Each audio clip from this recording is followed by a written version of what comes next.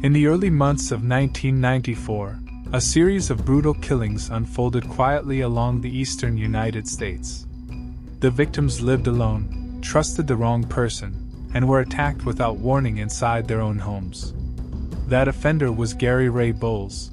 Bowles was born in 1962 and grew up in a deeply unstable environment marked by neglect, abuse, and abandonment. His childhood was defined by violence and instability. The abuse continued until, at the age of 13, Bowles fought back and severely injured his stepfather. He left home soon thereafter, angered by his mother's decision to remain in the marriage. He was homeless for the next few years, earning money as a sex worker to men. In 1982, he was arrested for beating and sexually assaulting his girlfriend, and was sentenced to 6 years in prison. In 1991, after his release from prison, he was convicted of unarmed robbery and the theft of an elderly woman's purse, a crime for which he was sentenced to 4 more years in prison. He was released after serving 2 years. As an adult, Bowles drifted from state to state, surviving through theft, deception, and short-term relationships. He had no fixed home and no lasting ties, making him difficult to track. By 1994, he was living largely off robbery, targeting men he believed would be unlikely to report him or be immediately missed. His victims were not random in the sense of opportunity alone. Bowles selected men who lived alone, who offered him shelter or companionship, and who trusted him enough to let him inside. Once inside, the violence came quickly. The first confirmed victim was John Hardy Roberts.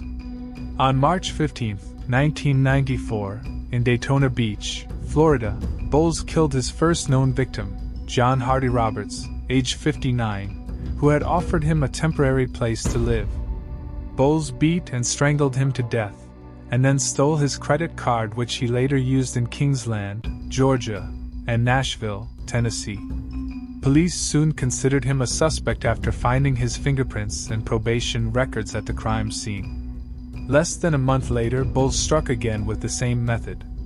On April 14, 1994, David Allen Jarman, 39 years old, was killed inside his home in Wheaton, Maryland.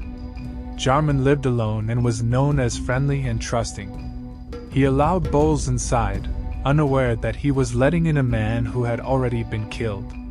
Bowles attacked him inside the residence, strangling him and inflicting blunt force injuries. Evidence showed a struggle, but Jarman was overpowered. As with Roberts, Bowles robbed the home before fleeing. Once again, the murder was treated as a standalone crime. By May, Bowles had moved south. On May 4, 1994, 72-year-old Milton Joseph Bradley was murdered in Florida. Bradley was independent and socially active despite his age. Bowles gained access to his home without force and attacked him with extreme violence.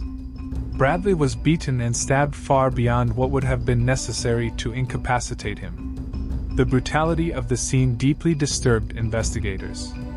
Prosecutors later described this killing as evidence that Bowles was escalating, targeting victims he perceived as vulnerable and showing increasing disregard for restraint. 9 days later, the pattern continued. On May 13, 1994, Alverson Carter Jr., 47, was killed inside his Atlanta, Georgia residence. Carter met Bowles socially at a club and allowed him inside. Bowles stabbed Carter, searched the home for valuables, and fled. At the time, there was still no confirmed link between this murder and the earlier killings. Jurisdictional boundaries and the lack of shared intelligence allowed Bowles to continue undetected. 5 days later, on May 18, 1994, Bowles was killed again. Albert Morris, 37, lived alone in Hilliard, Florida. He encountered Bowles and allowed him into his home. Investigators found evidence of a prolonged struggle, indicating Morris fought back. He was beaten and stabbed before Bowles left him dead. This murder would later become central to the prosecution's case, as the similarities between Morris's killing and the others helped establish a consistent pattern of behavior. By the end of May, Bowles had killed at least 5 men within a span of 3 months. His typical modus operandi was to prostitute himself to his victims before beating and strangling them, and stealing their credit cards. While on the run, Bowles was put on the FBI's list of the country's 10 most wanted fugitives for his 5 known victims. On November 22, 1994, Bowles was arrested for the murder of Walter Jamel J. Hinton in Jacksonville Beach, Florida. Hinton was careful by nature, but he met Bowles socially and allowed him into his home. Hinton died after Bowles hit his head with a 40-pound stepping stone while Hinton was sleeping and stuffed a towel down his throat during the struggle, and went ahead to rob him. Hinton's death occurred near the end of Bowles' known killing spree and helped solidify the full scope of his actions. During questioning, he began confessing not just to the murders investigators already suspected, but to others as well.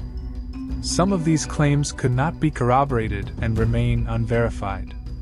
Authorities focused only on the cases supported by evidence. Bowles also told police that following his 1991 release from prison he had moved to Daytona Beach, and moved in with a girlfriend and resumed working as a prostitute. According to Bowles, his girlfriend became pregnant, but then had an abortion after she learned that Bowles was a sex worker. Bowles told police officers that he blamed gay men for the abortion, and this led him to becoming a murderer. In total, investigators officially linked Bowles to 6 confirmed murders across multiple states. He claimed responsibility for additional killings, suggesting the true number of victims could be higher. Law enforcement, however, found insufficient evidence to support several of those claims. Those alleged victims remain classified as unverified. In May 1996, Bowles pleaded guilty to the killing of Walter Jamel Hinton in Jacksonville on November 17, 1994. Bowles received the death penalty for Hinton's murder. In August 1997, Bowles was found guilty of 3 counts of murder and sentenced to death, but the sentence was reversed by the Florida Supreme Court, when they determined that the court erred by allowing the jury to hear that Bowles hated homosexuals and that the victim was gay. He was given a new sentencing hearing, and in 1999 again received the death penalty. Bowles was executed by lethal injection on August 22, 2019, at Florida State Prison near Rayford. If you made it this far, thanks so much for watching and feel free to share your thoughts in the comments. I would love to read them. Subscribe and share the link to your friends. Thanks once again, and hopefully I will see you on the next one.